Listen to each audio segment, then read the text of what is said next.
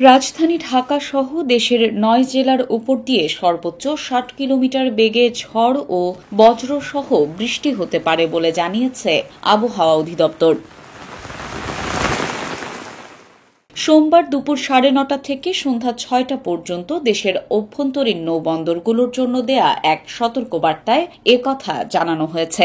আবহাওয়াবিদ মোহাম্মদ তরিফুল নেওয়াজ কবির স্বাক্ষরিত ওই বিজ্ঞপ্তিতে বলা হয়, রংপুর, দিনাজপুর, রাজশাহী, পাবনা, বগুড়া, ঢাকা, টাঙ্গাইল, ময়মনসিংহ এবং সিলেট জেলার ওপর দিয়ে পশ্চিম অথবা উত্তর পশ্চিম দিক থেকে ঘণ্টায় ৪৫ থেকে ৬০ কিলোমিটার বেগে অস্থায়ীভাবে দমকা অথবা ঝোড়ো হাওয়া বয়ে যেতে পারে। সেই সঙ্গে বৃষ্টি অথবা বজ্রসহ বৃষ্টি হতে পারে। তাই এসব এলাকার নদী বন্দরগুলোকে ১ নম্বর সতর্ক সংকেত দেখাতে বলা হয়েছে। এর প্রভাবে আজ সকাল থেকেই মেঘলা রয়েছে ঢাকা ও এর আশপাশের এলাকার আকাশ। কিছু এলাকায় হালকা বৃষ্টিও হয়েছে। অন্য দিনগুলোর তুলনায় কমেছে দিনের তাপমাত্রা। এদিকে আগামী শুক্রবার পর্যন্ত সারা দেশে বিভিন্ন অঞ্চলে অস্থায়ীভাবে দমকা হাওয়া সহ বিদ্যুৎ চমকানো অথবা বৃষ্টি বা বজ্রসহ বৃষ্টি হতে পারে বলে আবহাওয়ার পূর্বাভাসে জানানো হয়েছে।